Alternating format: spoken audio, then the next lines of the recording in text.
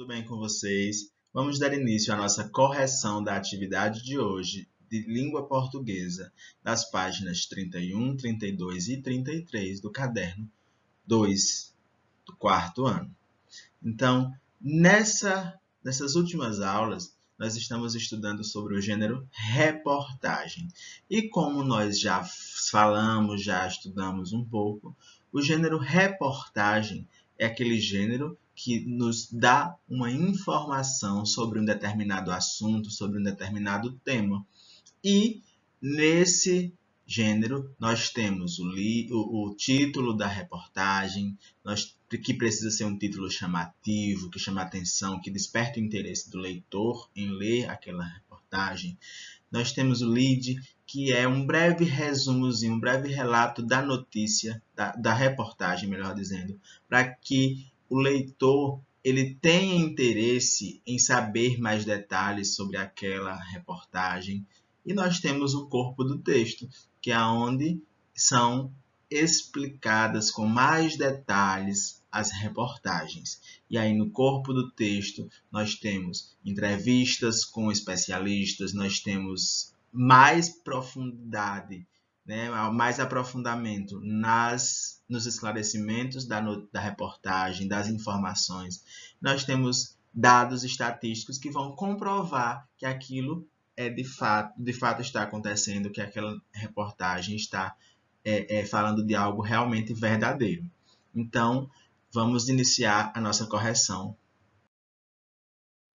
fazendo a leitura de algumas breves reportagens e respondendo a questão relacionada a ela. Então, vamos lá. Vamos praticar? Leia o texto a seguir. Hércules desfila nos Estados Unidos da América. Adriane Grau, de Nova York. No fim de semana passado, os carros com fantasias da Disneyland passaram pela primeira vez pela Broadway, que é onde ficam os maiores teatros de Nova York. Para comemorar o lançamento do desenho animado Hércules, a Disney criou um carro só para o herói. Iluminado por 66 mil lâmpadas, Hércules apareceu montando seu cavalo Pégaso. O piloto Emerson Fittipaldi foi escolhido como o semideus do Brasil. Por isso, ele desfilou num dos carros. Emerson recebeu uma medalha de semideus como a do personagem. Vou guardar na sala dos troféus. Conta. Então, essa é uma breve reportagem, né? E aí nós vamos para a questão sobre esse texto. A parte grifada na reportagem é quando ele diz assim: para comemorar o lançamento do desenho animado Hércules, a Disney criou um carro só para o herói. Nós estamos falando de uma explicação, nós estamos falando de um fato, nós estamos falando de uma opinião, nós estamos falando de uma sugestão. Então, vale destacar a diferença entre fato e opinião, né? Quando eu me refiro a um fato, eu me refiro a algo que realmente aconteceu, algo verídico. Quando eu falo de opinião, eu falo o que eu penso sobre aquilo, o que eu acho ou que alguém acha sobre determinado assunto. Então, quando ele diz que para comemorar o evento a Disney criou um carro para aquilo, nós estamos nos referindo a um fato, a um acontecimento, algo que realmente aconteceu, certo? Em seguida, nós temos uma outra reportagem que diz: Hospital tem sala de brinquedos. Nós temos então esse título, nós temos uma imagem, né, ilustrativa. Abaixo dessa imagem, nós temos uma legenda explicando o que é que está sendo mostrado nessa imagem. Nesse caso, mostra Roger Grego, uma criança de 4 anos, que é paciente do Hospital Infantil de Diadema. Então, essa reportagem foi escrita por Cláudia Varela, da agência Folha, no ABCD. Vamos lá. Ficar internado em um hospital é chato, mas o Hospital Infantil de Diadema, Grande São Paulo, trocou a chatice por um lugar cheio de brinquedos, a brinquedoteca. Com 2.000 brinquedos entre carrinhos, bonecas, jogos, fantasias e até malinha de médico, a brinquedoteca já divertiu e ajudou na recuperação de 3.600 crianças em um ano. A maioria das crianças é pobre. muitas não têm brinquedo em casa. A assistente social Sônia Benini, 27 anos, que criou a brinquedoteca, disse que algumas horas de brincadeira ajudam a diminuir a angústia das crianças que têm de ficar internadas. Quando a criança não pode sair da cama, os brinquedos são levados a ela. Em 15 de maio, a brinquedoteca ganhou um novo nome, Amigoteca. Então, essa é a nossa reportagem, o nosso texto. Segundo a reportagem, algumas horas de brincadeira no hospital ajudam.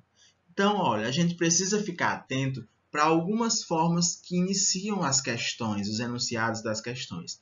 Então, quando a questão diz assim, segundo o texto, segundo a reportagem, no caso dessa questão, é porque a resposta ela está clara no texto. Então, eu preciso estar retomando o texto para que eu consiga responder corretamente a informação que está sendo pedida nessa questão. Então, com base nisso, segundo o texto, nesse texto ele fala que algumas horas de brincadeira no hospital ajudam a curar as doenças das crianças internadas, a diminuir a tristeza das crianças, a obrigar a criança a permanecer na cama ou a trazer felicidade às crianças pobres. Vamos ver? A diminuir a tristeza das crianças. Então, nós podemos ver nesse texto que ela diz isso, que ajuda a diminuir a angústia dessas crianças pelo fato, a tristeza delas, pelo fato de elas ficarem internadas, né, nesses hospitais. Próxima questão, número 3, com a reportagem. Medo reduz o uso do cerol. Então, nós temos a imagem de crianças soltando pipa usando cerol nas suas linhas, né? A morte de 2 motoqueiros e a ação pública contra o cerol fizeram com que as pessoas pensassem melhor sobre o uso de cortantes. Foi o que Folhinha observou na Vila das Belezas, zona sul de São Paulo, onde havia 7 meninos brincando com pipas. Nenhum usava cerol.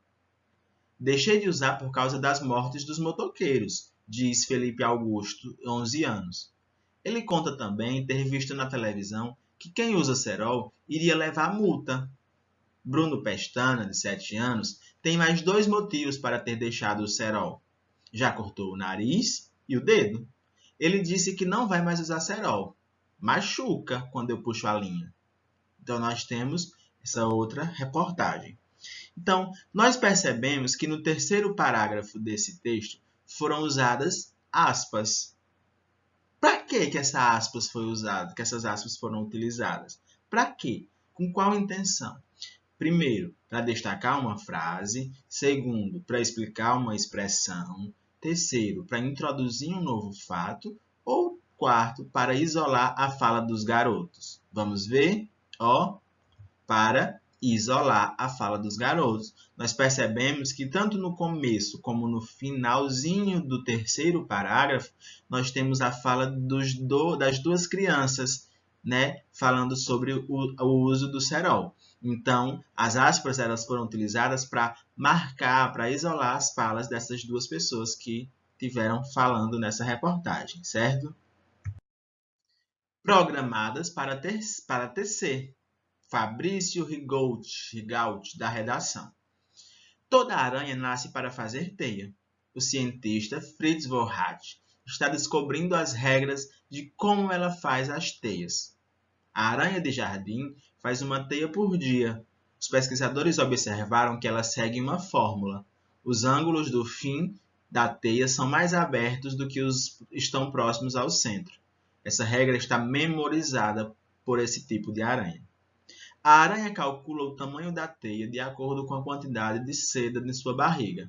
Se ela se sente leve, planeja uma teia pequena. Se estiver pesada, planeja uma teia maior, com círculos mais largos e mais distantes entre si. A aranha está preparada para o que pode acontecer, como mudanças no tempo. Quando venta, ela produz seda mais resistente. Então, vamos lá. A teia de aranha é calculada de acordo com, então, nós precisamos estar atentos à informação contida no texto. Então, ela é calculada com base nas mudanças no tempo, no peso do seu corpo, no tamanho do jardim ou é uma fórmula natural? Então, com base no texto, nós podemos verificar que é com base no peso do seu corpo, certo? A teia da aranha ela é calculada com o peso no seu corpo. Então, se ela estiver leve, ela planeja uma teia pequena. Se ela estiver pesada, ela vai planejar uma teia maior, certo? E aí, com isso, pessoal, nós concluímos a correção da nossa atividade de hoje. Então, até a próxima aula.